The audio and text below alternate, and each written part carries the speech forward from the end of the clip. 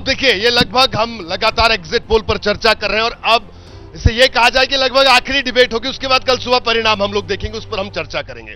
लेकिन उससे पहले सवाल मेरा तमाम जो राजनीतिक पार्टियों के तमाम प्रतिनिधि यहां पर खड़े हैं, इनसे सवाल है। मैं ये भी पूछूंगा, एग्जिट पोल पर भी पूछूंगा, क्योंकि यशवंत जी अगर हर घंटे हम लोग सुनते हैं एग्जिट पोल को लेकर, अगर इस घंटे नहीं सुना तो शायद यशवंत जी थोड़ा बैलेंस खराब भी हो सकता है, इसलिए वो भी सुनना जरूरी है, लेकिन वो आखिर में सुनेंगे। उससे पहले जफर इस्लाम साहब आपसे शुरू करूंगा, क्योंकि आप सत्ताधारी पार्टी हैं और विपक्ष कह रहा है कि नहीं, इस बार आप बदले जाएंगे। पूरा चुनाव प्रचार खत्म हो गया, एग्जिट पोल की बहस अब खत्म होने का, क्योंकि कल परिणाम आने हैं। क्यों आप बार बार ये दावा कर रहे हैं कि आप आए? क्योंकि विपक्ष सीधा कहता रहा पूरे चुनाव में कि आप धर्म को लेकर आगे, चुनाव के बीच चुनाव में सेकंड फेज के बाद धर्म की एंट्री हुई, फिर से हिंदू मुसलमान होने लगा। देखिए, कोई ऐसी बात नहीं है। हकीकत जो है कि जो 10 साल का लेखा जोखा है, आदरणीय प्रधानमंत्री जी ने जो 10 साल में देश को के उन्नति कैसे की, देशवासियों की उन्नति कैसे की और देश को कैसे आगे बढ़ाया, उसका पूरा रिपोर्ट कार्ड लेके हम जनता के बीच में गए थे। हकीकत यह है कि जनता ने इस बात को पहचाना है कि अगर आज़ाद भारत में पहली बार ऐसा हुआ कि एक ऐसा प्रधानमंत्री है जो रात दिन जनता के लिए और देश के लिए सोचता है, तो वो आदरणीय प्रधानमंत्री जी।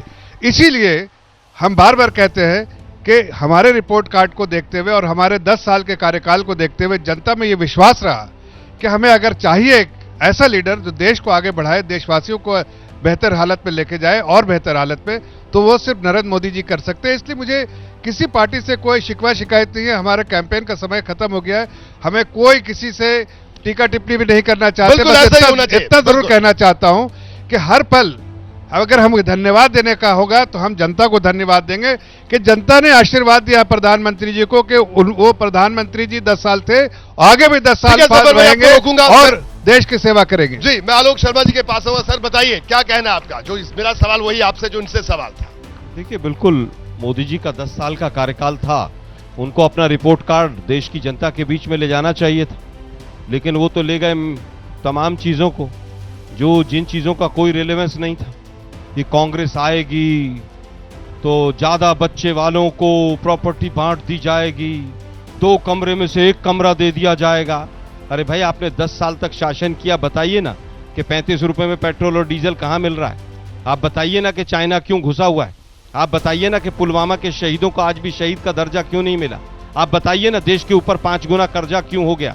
आप बताइए ना किसानों की आमदनी कब डबल हो गई? मुझे लगता है कि देश के प्रधानमंत्री के पद पर रहते हुए इतना निम्न स्तर के भाषण और इतना निम्न स्तर का चुनाव प्रचार देश ने ना कभी देखा होगा और ना आगे भविष्य में देखेगा। मुझे ऐसा लगता है कि इस वजह से आप सत्ता में वापसी करेंगे, ये कहना है? ऐसा नहीं, विपक्ष का काम होता है जो देश सरकार की कमियां हैं उसको उठाया जाए। किसी ने भी सुना महंगाई के ऊपर कोई वोट मांगे गए हो? किसी ने सुना बेरोजगारी के ऊपर वोट मांगे गए हो? 2014 में जो नारे थे, बहुत हुई महंगाई की मार, अब की बार उनकी सरकार, अब कहां गए? बहुत हुआ महिलाओं पर अत्याचार, अब की बार उनकी सरकार कहां गया? जवाब मैं अंतिम बात कहना चाहूंगा, वो startup India, make in India, बैठअप इंडिया, लेटअप इंडिया, किसी के नाम पर वोट मांगा गया? वोट मांगा गया केवल और केवल देश की जनता को गुमराह करने के नाम पर।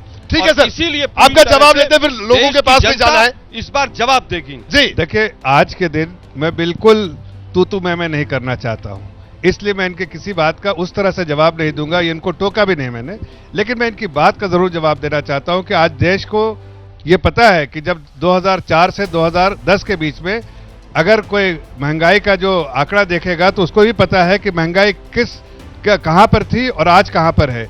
आदरणीय प्रधानमंत्री जी ने, मैं एक बात कहना चाहता हूं, आदरणीय प्रधानमंत्री जी ने डे 1 में फैसला किया था कि हम जो इन्फ्लेशन है या महंगाई दर है उसको बिल्कुल कंट्रोल रखेंगे ताकि आम नागरिक को उसका नुकसान ना हो।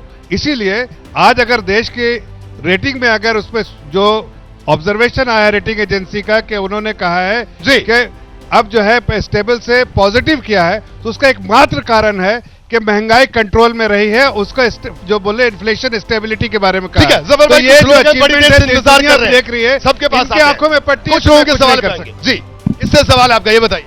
सबसे तो जवाब किसी एक से लेंगे ना? कोई भी जवाब दे दे, ठीक है। तो हमारे 4 लाइनें हैं, सुनिएगा कि ये आप लोग जो इतना मुस्कुरा रहे हैं, बताइए 400 पार किसके आ रहे हैं? देश में बढ़ रही है गरीबी, बताइए गरीबी कब मिटा रहे हैं? बताइए।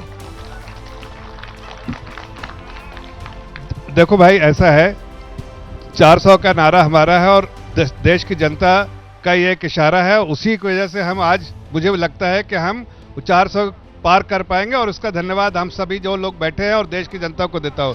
लेकिन साथ साथ बोलना चाहता हूं कि अगर आपने महंगाई की बात कही, तो महंगाई दर देखो, डबल डिजिट इन्फ्लेशन था और अभी जो है 4 के ठीक है।